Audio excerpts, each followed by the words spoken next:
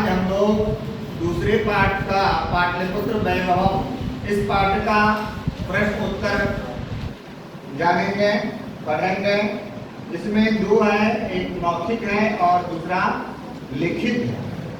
तो इसमें मौखिक वाला अभ्यास प्रश्न जो है उसका सबसे पहला प्रश्न है मौखिक अभ्यास। मौखिक में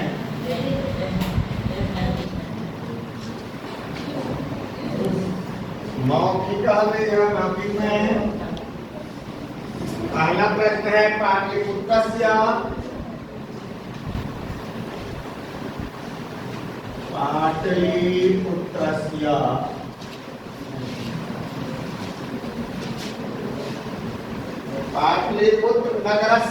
पाटलिपुत्र नगरस्य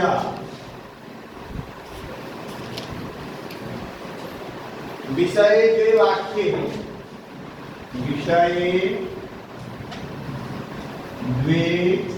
वाक्ये वदता है ना, संस्कृत भाषायां वदता, संस्कृत भाषायां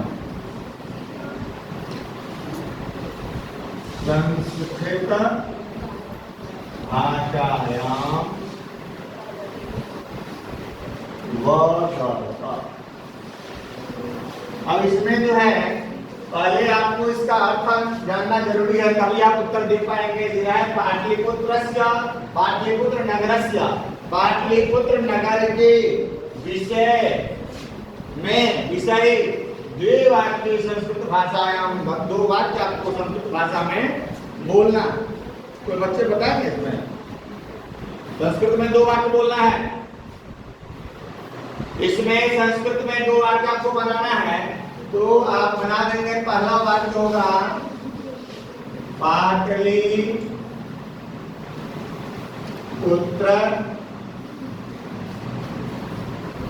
बिहार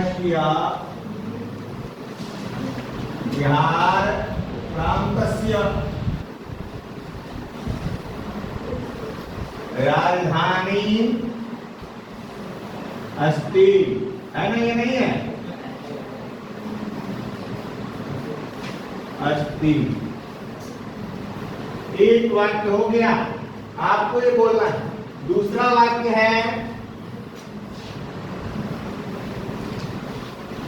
पाटलिपुत्र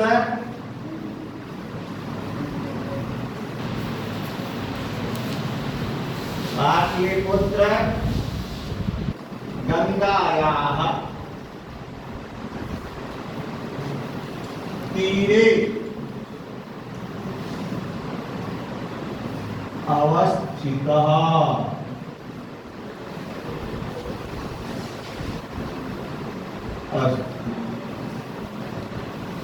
ये दो वाक्य हो गया।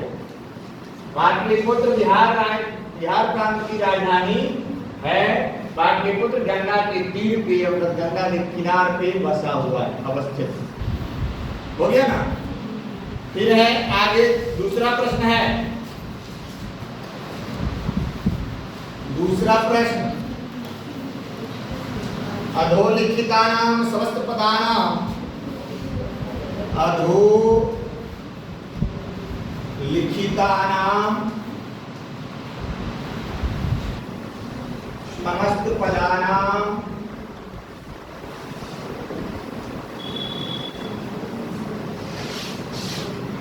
समस्त पदानां विग्रहं वदता।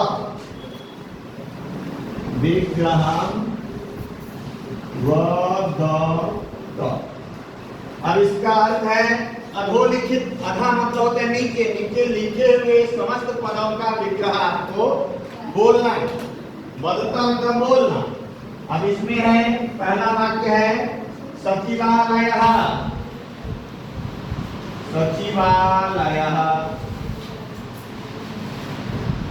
फिर दूसरा है गोलगृहम्,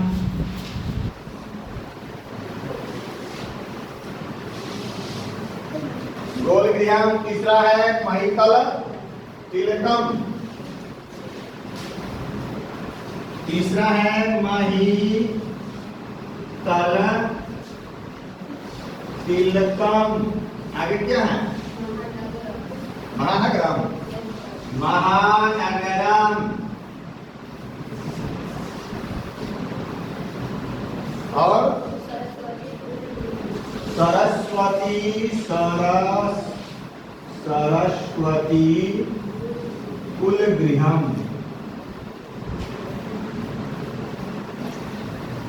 अब है सचिवालय का विग्रह करना है। विग्रह का मतलब है हमको तोड़ के लिखना है, अलग अलग करना है।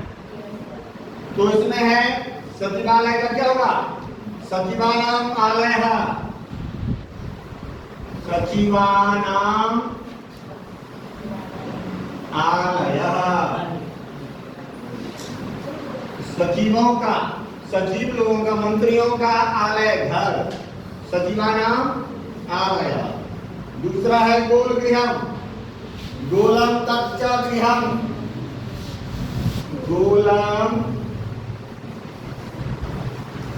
तत् च गृहम। गोल गृहम हो। तीसरा है महितल तिलकम। महितलस्य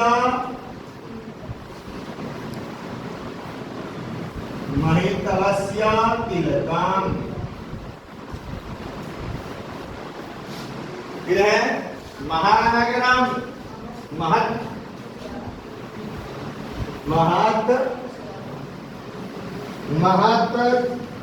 तच्च नगरम। तच्च नगरम। फिर है सरस्वती कुलगृहम। सरस्वत्याः।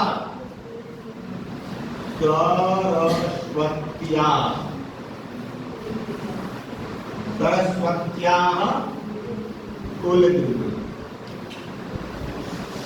ये इसका विग्रह हो गया। सबका अलग अलग सचिवानाम आलयः, मंत्रियों का घर। गोलम तच्च गृहम, गोल है जो घर। महितलस्य तिलकम, महितल पृथ्वी, तल का तिलक। महच्च नगरम, महान जो है नगर, महानगर। फिर है सरस्वत्याः कुलगृहम।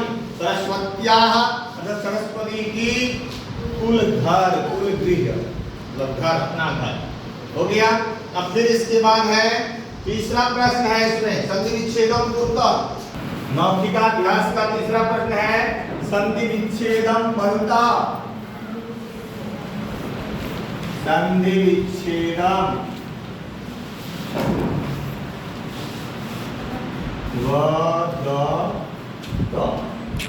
अब इसमें क्या है? पहला है नगरेष्वन्यतमम्।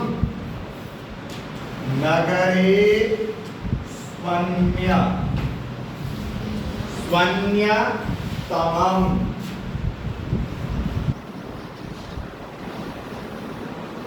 फिर दूसरा है ग्रामोयम।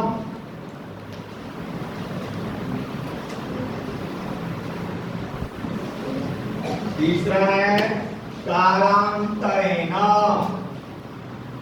कालांतरेण। फिर है पठनेति।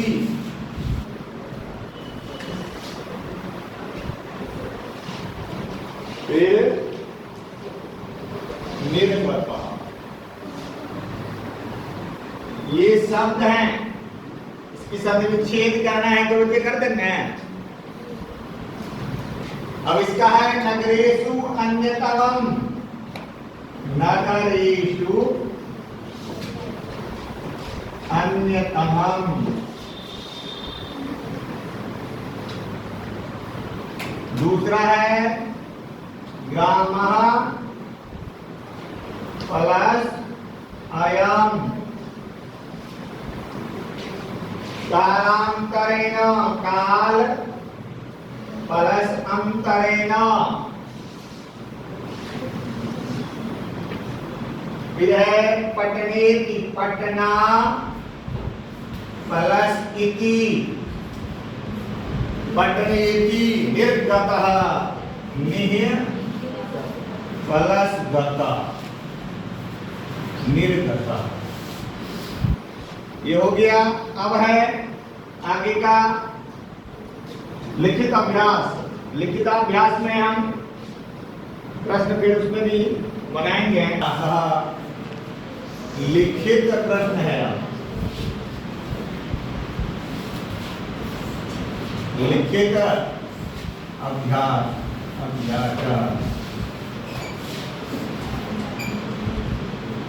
अब इसमें है पहला प्रश्न, अधोलिखितानां प्रश्नानां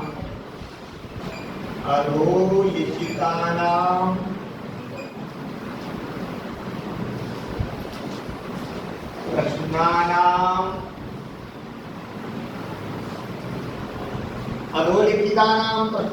उत्तराणि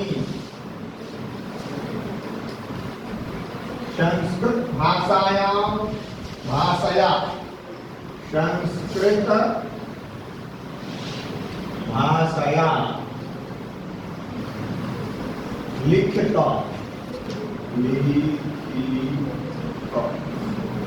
अब इसमें पहला प्रश्न है हमारे नहीं। पहला प्रश्न, तथा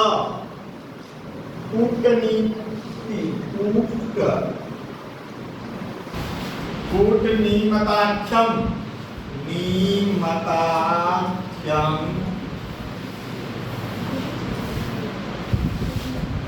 काव्यम कस्य कवेः।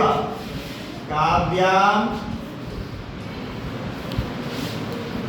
कस्य कवेः रचना अस्ति।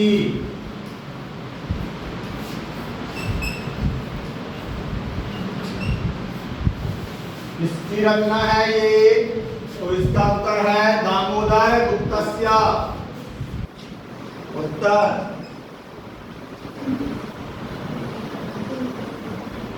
दामोदर गुप्तस्य।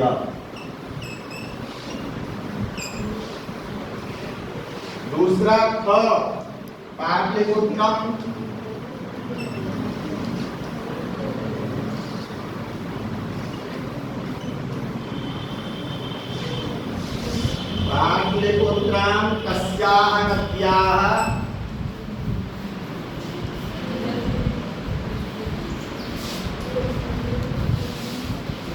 कस्याः नद्याः तीरे अवस्थितम् अस्ति।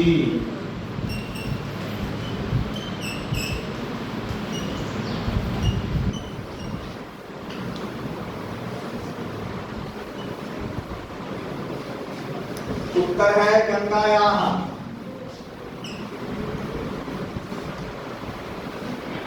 गंगा या। तीसरा प्रश्न, ग में है चंद्रगुप्त मौर्यस्य काले। चंद्रगुप्त गुप्तस्य। चंद्रगुप्त मौर्य का मौर्यस्य। चंद्रगुप्त मौर्यस्य।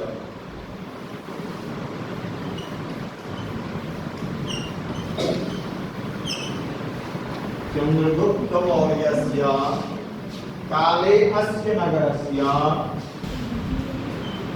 काले अस्य नगरस्य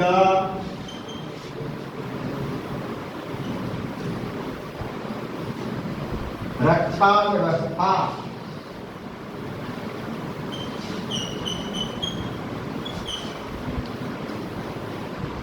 कीदृशी आसीत्।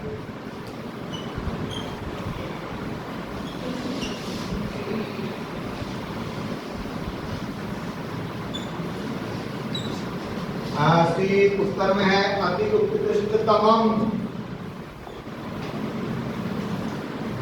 अति उत्कृष्टतमम्।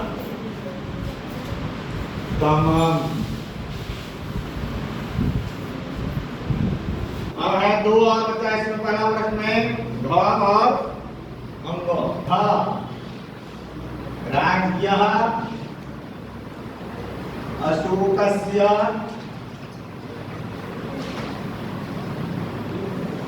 समये राज्ञः अशोकस्य समये अस्य नगरस्य वैभवम् अस्य नगरस्य वैभवम् कीदृशम् आसीत् कीदृशम् आसीत् अर्थात राजा अशोक के समय में इस नगर की वैभव सुंदरता कैसी थी? तो इसमें है सुतराम समृद्धा। बहुत अच्छा संस्कृत में बोल लिखना है, आपने पाली लिख लिया, संस्कृत भाषायां लिखित सुतराम सुतराम समृद्धा। आप बोल रहे हैं, ये बोलना है सुतराम समृद्धा। बहुत ही अच्छा, अति उत्कृष्टतम थी पहले चंद्रगुप्त मौर्य के समय में, और इनके समय में बहुत ही अच्छा और अच्छा। फिर है अंग, इसमें है काव्य मीमांसा नामकम, काव्य मीमांसा नामकम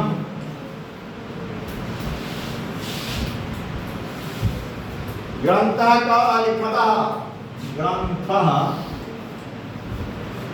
का अलिखत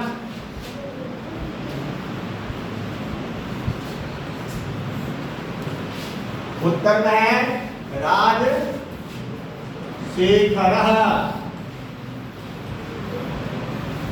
राजशेखर, राजशेखर का लिखा हुआ है काव्य मीमांसा। ये पहला प्रश्न हुआ। अब पुनः दूसरे प्रश्न में हम संधि विच्छेद दिया है, इसको फिर हम अलग अलग करके लिखेंगे। दूसरा में है अधोलिखितानाम शब्दानाम, अधोलिखितानाम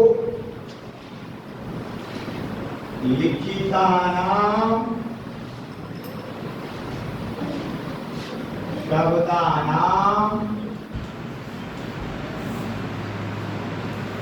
संधि विच्छेदम कुरुता।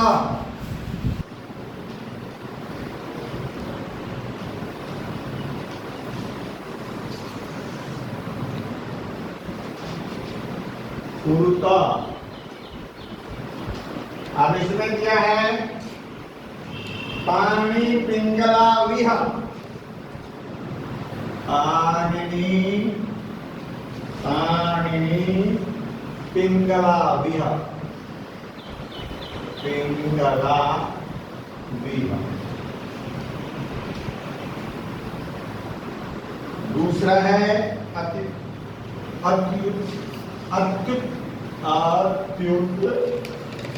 अत्युत्कृष्टा, अत्युत्कृष्टा सीधी, सीधी।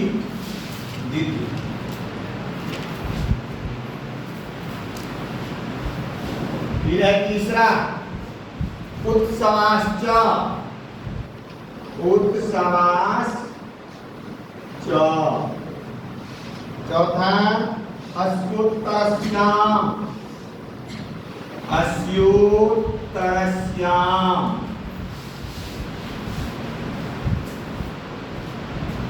आगे गांधी सेतुर्नाम,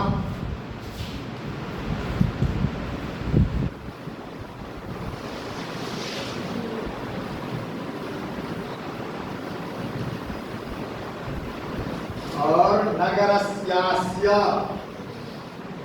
नगरस्यास्य,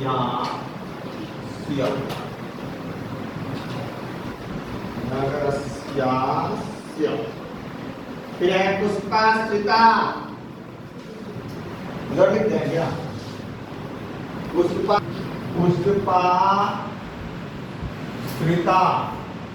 अब इसका संधि विच्छेद क्या होगा? पाणिनि पाणिनि पिंगलौ, पिंगलौ, पाणिनि पिंगलौ इह प्लस इह। अब इसमें है पिंगलौ।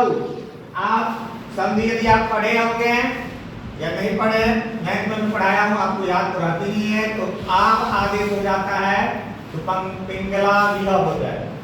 फिर है यहाँ अत्युत्कृष्टा आसीत इति, इसका लक्षण होगा अति प्लस उत्कृष्टा, अति प्लस उत्कृष्टा प्लस आसीत प्लस इति, इतना होगा। फिर है उत्सवाश्च, उत्सवाः प्लस प्लस अस्योत्तरस्याम, अस्य प्लस उत्तरस्याम।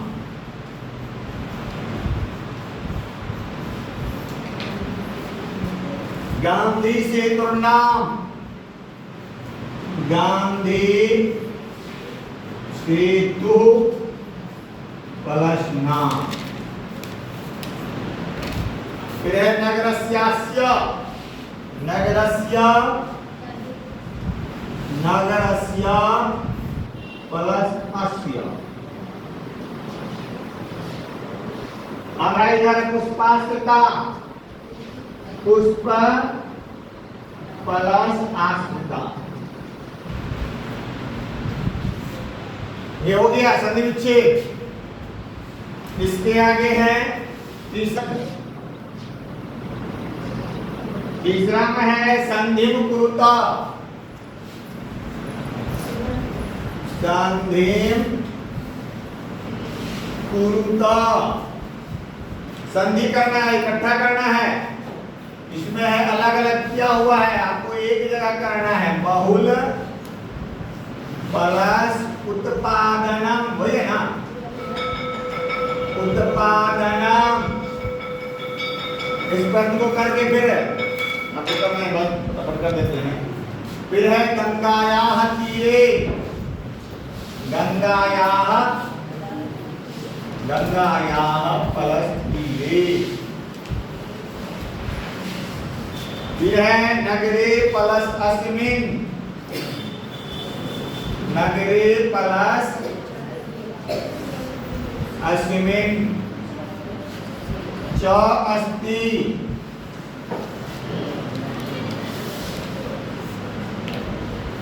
शब्दः अपि,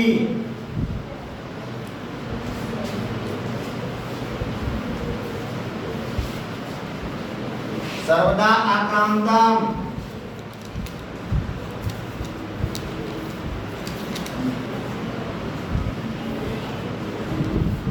एक और है इति एते, इति प्लस एते। अब इसका होगा बहुलोत्पादनम,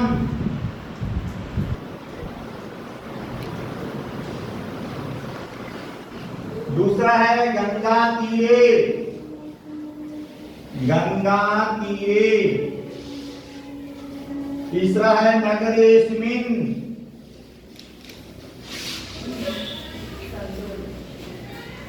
क्या? फिर है च अस्ति, चास्ति। शब्दः अपि, शब्दोपि। सर्वदाकांतम, सर्वदाकांतम, सर्वदा कांतम। अब है इसका एक है इत्येते, इत्येते। ये 30 प्रश्न हो गया लिखित अभ्यास का। और इसके आगे फिर आपको मैं कल बताऊंगा पूरे 8 प्रश्न तक। आज यही समाप्त होती है। इसको आप करके लाएंगे, लिख करके लाएंगे सब लोग, ठीक है।